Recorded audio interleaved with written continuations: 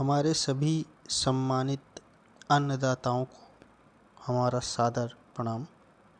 मैं आपका साथी विजय कुमार पांडे आज आपके लिए लेकर आया हूँ उत्तर प्रदेश कृषि अनुसंधान परिषद द्वारा जो क्रॉप विदर्वाज ग्रुप यानी मौसम आधारित राज्य स्तरीय कृषि परामर्श समूह द्वारा जो 13वीं बैठक हुई थी, उसके जरिए जो किसानों के हित में जो संस्तुतियाँ लागू की गई हैं, जो किसानों के लिए निर्देश दिए गए हैं, वो किसान भाइयों तक पहुंचाने के लिए ये वीडियो हम आपके पास लेकर आए हैं। तो ये 27 सितंबर 2023 को हुई थी उपकार मंडी भवन में, जो विभूति खंड में है लखनऊ में, वहीं पे हुई थी। तो इसके बारे में थोड़ा हम चर्चा करेंगे। इसके अंतर्गत जो आंचलिक भारतीय मौसम विज्ञान केंद्र अमौसी लखनऊ के पास है, वहाँ के मौसम वैज्ञानिक सुवार्ट्स नैनी के प्रयागराज के जो थे, और CSA के, और इसके अलावा नरेंद्र देव के, और अयोध्या के मौसम वैज्ञानिक IISR जो गन्ना अनुसंधान संस्थान है, गन्ना विभाग, उद्यान विभाग, पशुपालन विभाग, यहाँ के वैज्ञानिकों ने भाग लिया। और इसके अलावा जो रानी लक्ष्मीबाई केंद्रीय कृषि विश्वविद्यालय झांसी के है, वहाँ के तिलहन दलहन के वैज्ञानिक, और बांदा कृषि एवं प्रौद्योगिकी विश्वविद्यालय के वैज्ञानिक और कीट वैज्ञानिक, और सरदार वल्लभ भाई पटेल के जो विश्वविद्यालय के हैं वैज्ञानिक, ये लोग ऑनलाइन इसमें प्रतिभाग किए थे। साथियों, इसमें जो कुछ संस्तुतियाँ दी गई हैं, इसके बारे में हम लोग चर्चा करेंगे। आज आगामी सप्ताह के लिए जो बताया गया कि कहीं कहीं हल्की वर्षा हो सकती है, मेघ गर्जन हो सकता है, वज्रपात हो सकता है, मध्यवर्ती इलाकों में कहीं छिटपुट बारिश होने की बात कही गई है, और उत्तर प्रदेश के कई स्थानों पर हल्की वर्षा के साथ विंध्य क्षेत्र में कहीं कहीं मध्यम वर्षा होने की संभावना है। इस क्रम में 30 सितंबर से 1 अक्टूबर तक प्रदेश के मध्यवर्ती क्षेत्रों में बुंदेल क्षेत्र में कहीं कहीं हल्की वर्षा होने के लिए परिस्थितियां अनुकूल हैं। तापमान सामान्य के आसपास बने रहने तथा अधिकतम सापेक्षिक आर्द्रता 70 से 85% और न्यूनतम जो है वो 60 से 75% रहने की संभावना है। साथियों, वीडियो को पूरा देखिएगा। इसमें धान और इसके अलावा खरीफ की फसलों के लिए, रेशम के लिए, पशुपालकों के लिए, मत्स्य पालकों के लिए जो निर्देश जारी किए गए हैं, इसके बारे में भी हम लोग अभी आगे चर्चा करेंगे। बात करते हैं मानसून ऋतु में जो 1 जून से 27 सितंबर तक जो प्रादेशिक वर्षा रही, दोस्तों ये 84% रही सामान्य वर्षा के। सामान्य वर्षा 739.8 मिलीमीटर के सापेक्ष हमारे यहाँ 619.3 मिलीमीटर वर्षा हुई, जिसमें एक जनपद में अत्यधिक वर्षा, 12 जनपद में अधिक, 21 जनपद में सामान्य, 35 जनपद में न्यून, 6 जनपद कौशाम्बी, मिर्ज़ापुर, मऊ, चंदौली, कुशीनगर, भदोही में अति न्यून वर्षा हुई है। और सबसे कम जो 162 मिलीमीटर दर्ज हुई है, और दीर्घकालिक औसत से 80% ये कम है, वो सोनभद्र में है, भदोही में। प्रदेश में मौसम के वर्तमान परिप्रेक्ष्य में किसानों को अगले सप्ताह कृषि प्रबंधन के निम्नलिखित सुझाव दिए गए हैं। जी हाँ, यहीं से शुरू होता है जिसके लिए आप लोग इंतजार कर रहे थे। जैसे पश्चिमी उत्तर प्रदेश में मानसूनी वर्षा स्थगित हुई, यानी विड्रॉल हो गई, मतलब थम गई। थम जाने के कारण दलहनी तिलहनी आलू की फसलों की बुआई के लिए परिस्थितियां अनुकूल हो गई है। जाहिर सी बात है, अगर बारिश समय से रुक गई है तो हमारे खेतों में नमी नहीं है और आलू बोने के लिए मौसम हमारे लिए ठीक ठाक हो गया है। मानसून वापसी आरंभ होने के कारण कृषि गतिविधियों में योजना बनाते समय मौसम परिस्थितियों का विशेष ध्यान रखा जाए। जिन फसलों में पुष्प आने की अवस्था है, जैसे आप लोग देखे होंगे अब धान की फसल में पुष्प आ रहे हैं, कहीं बालियां आ रही हैं, तो वहाँ पे किसी भी रसायन का छिड़काव ना किया जाए, क्योंकि फूल उससे डैमेज हो जाते हैं। तापक्रम में नमी की अधिकता है, रोग कीट के प्रकोप बढ़ने की संभावना है। कीट नियंत्रण हेतु पर्यावरण हितैषी उपाय जैसे प्रकाश प्रपंच, जिसको लाइट ट्रैप कहते हैं, बर्ड प्रपंच यानी पक्षियों के लिए जो लगाए जाते हैं, फेरोमोन ट्रैप यानी जो गंधफांस जिसको बोलते हैं, ट्राइकोग्रामा किलोनिस। रोग नियंत्रण हेतु ट्राइकोडर्मा का प्रयोग कर सकते हैं, जिसके बारे में चैनल पे आप देख सकते हैं कि और भी चर्चा की गई है। और कीटनाशी रसायनों का उपयोग कर सकते हैं। कृषि पशुपालकों के लिए पशु चिकित्सा उपलब्ध कराने के लिए मोबाइल वेटनरी यूनिट, ये जो कि 1962, ये नंबर आप लोग नोट कर सकते हैं, पशुपालनों के लिए है जो 1962 पर संपर्क करके जो वेटनरी जो मोबाइल वैन है उससे आप लोग पशुओं को अपने देख सकते हैं। आइए बात करते हैं धान के लिए क्या क्या सुझाव दिए गए हैं। धान की खेती में फूल खिलने की अवस्था में दुग्धावस्था में पर्याप्त नमी प्रत्येक दशा में बनाए रखें। जी हाँ, धान और गेहूं में फूल के समय पानी बहुत ज़रूरी होता है, क्योंकि इस समय जब परागण होता है तो दाने में जो खोखलापन रहता है उससे दूर करने के लिए इसमें पानी और नमी की ज़रूरत होती है। भरना नहीं है लेकिन नमी बनाए रखना है। इसमें देर से बो गए धान में बाली बनते समय नत्रजनि की चौथाई मात्रा यूरिया से टॉप ड्रेसिंग करें, और टॉप ड्रेसिंग के समय पर्याप्त नमी हो, क्योंकि यूरिया जो है नमी का अवशोषण करता है, क्षारीय प्रवृत्ति का होता है, तो नमी होनी बहुत आवश्यकता है, नहीं तो हमारी फसलें जलने का नुकसान होने का डर बना रहता है। बीज से जो धान लगाए हैं, जिन किसानों ने बीज वाला धान लगाया है डायरेक्ट सीडेड वाला, वो और डबल लेते रहते हैं रिले, यानी मतलब धान के बाद धान लगातार ले रहे हैं, तो वो अवांछित पौधे यानी जो रोगिंग पौधे होते हैं, जो अलग किस्म के या अलग प्रजाति के धान होते हैं उनकी छंटाई कर दें। देर से बोए गए धान में भूरा धब्बा यानी ब्राउन स्पॉट और झोंका रोग, देखिए दोनों में बहुत मामूली सा अंतर होता है। जो भूरा धब्बा होता है इसमें से कंसेंट्रिक रिंग बन जाते हैं बादामी भूरे रंग के, और जो झोंका रोग होता है इसमें जले फफोले जैसे नाव के या आँख के आकार के हो जाते हैं। यही मेन अंतर है दोनों में। इनकी रोकथाम के लिए आप एडिनोफॉस 50% ईसी का 500 ml या मैनकोजेब 75% WP का 2 किलोग्राम, जिनेब का 75% ये 2 किलोग्राम प्रति हेक्टेयर 500 से 750। यार 500 आप लोग ऐसा कर सकते हैं कि पानी की मात्रा बढ़ा भी सकते हैं, जैसे 500 से 750 दिया तो आप लोग 800-900 भी कर सकते हैं। पानी की मात्रा ज़्यादा रहने से हमारे जो रसायन होते हैं हमारी फसलों पे बुरा प्रभाव नहीं डालते हैं। गंधी कीट बाली की दुग्धावस्था में सैनिक कीट बाली की परिपक्वावस्था में लगता है। सैनिक कीट जो होते हैं, जो ब्राउन ब्राउन हापर वगैरह होते हैं, देखे होंगे कि फसल पूरी जलने जैसी आ जाती है और पूरी फसल चौपट कर देते हैं। गंधी क्या होता है, उसमें से रस चूसता है, जो अधिपरिपक्व होता है हमारा बाली का, तो उसमें से अपने सूंड घुसा के उसमें से सूंडी जो है रस चूसता है, जिसमें उसमें दाग धब्बे लग जाते हैं और हमारा जो मार्केट वैल्यू होता है उसका घट जाता है। तो सैनिक कीट की अगर 4-5 सूड़ी, गंधी कीट की 2-4 कीट की पुंज, यानी ये एक इकोनॉमिक थ्रेशोल्ड लेवल होता है। मतलब कीट थोड़े बहुत रहेंगे तो वो नुकसानदायक नहीं है। पता चला जितने की हम दवा डाल रहे हैं उससे कम का नुकसान अगर हमारे कीड़े कर रहे हैं तो हम दवाई का प्रयोग नहीं करते हैं। दवाई का प्रयोग कब करते हैं, जब दवाई के रेट से ज़्यादा का हमारा नुकसान अगर कीड़े कर रहे हैं तो उसको आर्थिक क्षति स्तर के ऊपर बोला जाता है। तो वही कुछ दिए हुए सभी फसलों के अलग अलग है, इसके बारे में एक अलग से वीडियो बना दिया जाएगा। जैसे गंधी के लिए दिया है 2 से 4 कीट प्रति पुंज, यानी एक पूंजे में अगर 2-4 कीट हैं इससे बढ़ रहे हैं तो हम उसके लिए प्रयोग करेंगे। तो इसी प्रकार से दिया है कार्बोफ्यूरान, मैलाथियन, और सुबह के समय ये सब बुरकाव किया जाता है। गंधी का जानते हैं कि सब लोग देखते होंगे, पहले गांव में राख हुआ करती थी तो राख के साथ हम लोग एजाडिरेक्टिन, जैसे नीम का है ये एजाडिरेक्टिन निकलता है तो नीम ऑयल वगैरह, तो राख के साथ बुरका के मिलाने से ये होता है कि जो ओस की जो बूंदें होती हैं उसके साथ चिपक जाते हैं और बहुत अच्छे कारगर तरीके से ये कार्य करते हैं। या फिर एजाडिरेक्टिन अगर मिल जा रहा है 0.15% का, तो 2.5 लीटर मात्रा को 506 लीटर पानी में घोल कर छिड़काव कर दें। दीमक और जड़ की सुंडी के लिए देखिए, दीमक और जड़ की सुंडी के लिए एक हमारे चैनल पे वीडियो पड़ा हुआ है, इसका जड़ से सफाया कैसे करें, कैसे इससे पूरी तरह से निजात पाएँ, जिसमें मेटाराइजियम एनिसोली और एनिसोप्ली और बिवेरिया बेसियाना का बहुत ही बृहद रूप से बढ़िया को आपको पूरा उपचार बताया गया है, कैसे उससे हम पूरी तरीके से इसमें लाभ पा सकते हैं।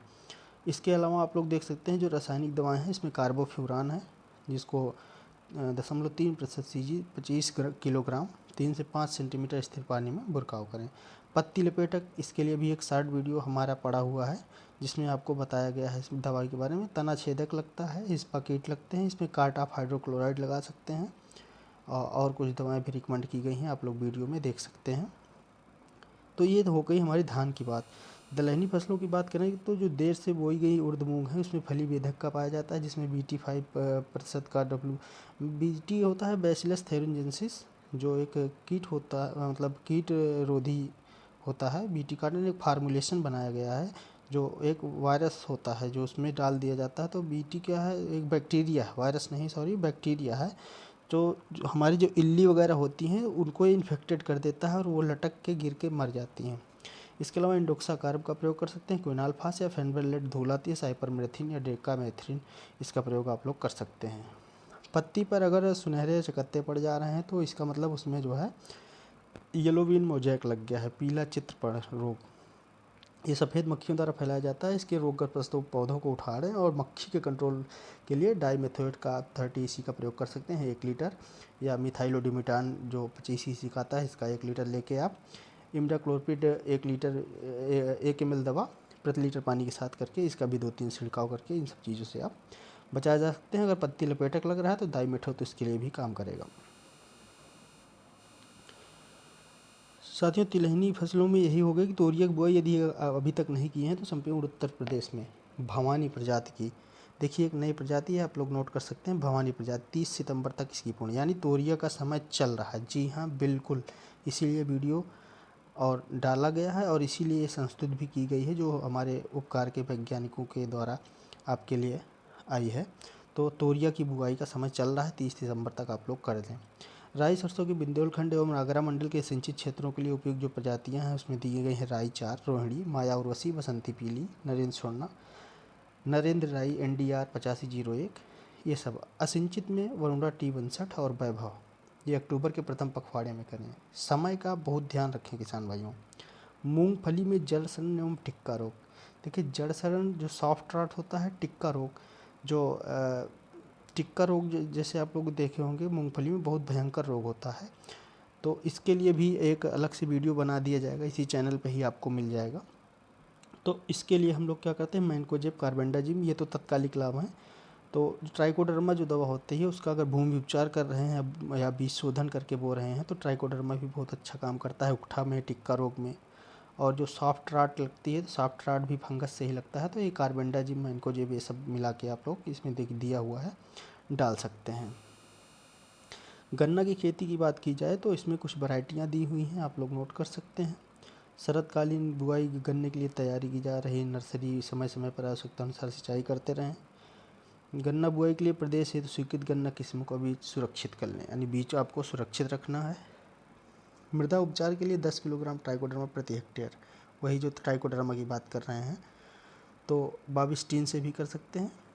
इसके अलावा लाल सड़न से जो आपका प्रभावित होता है तो इसलिए क्लम्प मूड़ को उखाड़ करना चाहिए, यानी जो लाल सड़न लग गया उसका एक मतलब प्रिकॉशन ही बहुत ज़रूरी होता है, क्योंकि उसका बीज उपचार अगर आप कर लेते हैं तो गन्ने का लाल सड़न से ही बचत हो सकती है। बाकी फसल में अगर आ गया है तो उसको नष्ट करना बहुत बड़ी बात हो जाती है, तो इसलिए गन्ने को क्लम्प को ही, पूरे ठुंडे को ही उखाड़ के उसको नष्ट करना ज़रूरी रहता है। पायरिल्ला लगता है, इसमें मिलीबग लगते हैं, सल्कीट लगते हैं, जिसको इमिडाक्लोर से आप लोग कंट्रोल कर सकते हैं। सब्जियों के बारे में दिशा निर्देश दिए गए हैं कि बैगन व मिर्च की जो है तैयार बेहन को मेड़ों पर रोपाई करें। जी हाँ, मेड़ों पर, क्योंकि जल भराव की स्थिति कभी कभी असमय बारिश हो जाती है, जल भराव हो जाता है तो हमारी सब्जियां जो है सड़ जाती हैं, उनके पौधे में सॉफ्ट रॉट, काला रॉट और जैसी बीमारियां लग जाती हैं। तो इस तरह से आप लोग मेड़ कर सकते हैं। और गोभी वर्गीय फसलों, सब्जियों, शिमला मिर्च, टमाटर आदि की नर्सरी में बुआई उठी हुई क्यारियों पर करें, वही कि जल भराव की स्थिति ना आए, जिससे आप लोगों की जो नर्सरी की जो पौधे होती हैं वो सड़ने से बच जाएं। इसलिए उठी हुई है 15 से 20 सेंटीमीटर जो रेज बेड होती हैं, तो वो उस सैया पे जो उठी हुई हो धरती के मतलब स्तर से थोड़ा ऊपर, तो इसमें सब्जियों का कीड़ों का प्रकोप सर्वाधिक होता है, इसलिए नीम आधारित उत्पादों का प्रयोग भी आप कर सकते हैं। बर्मीवास, यानी जो बर्मीवास का मतलब एक वर्मी कंपोस्ट जो खाद बनती है रिसिनिया फोर्टिडा केचुआ के नाम से, उसमें आप लोग देखे होंगे कि कुछ जो विष्ठा होती है, केचुए जब गोबर को खा के उसको नरम कर देते तो वो कल जो उत्पाद बनता है उसको हम लोग वर्मी कंपोस्ट कहते हैं। और इसमें परवल की लता आप लोग लगा सकते हैं, इसके लिए भी रिकमेंडेशन किया गया है। आलू की कुछ अगेती किस्में रिकमेंड की गई हैं, जैसे कुफरी चंद्रमुखी, कुफरी ख्याति, कुफरी सिंदूरी, कुफरी कंचन, कुफरी अशोका, इनकी सबकी बुआई करें।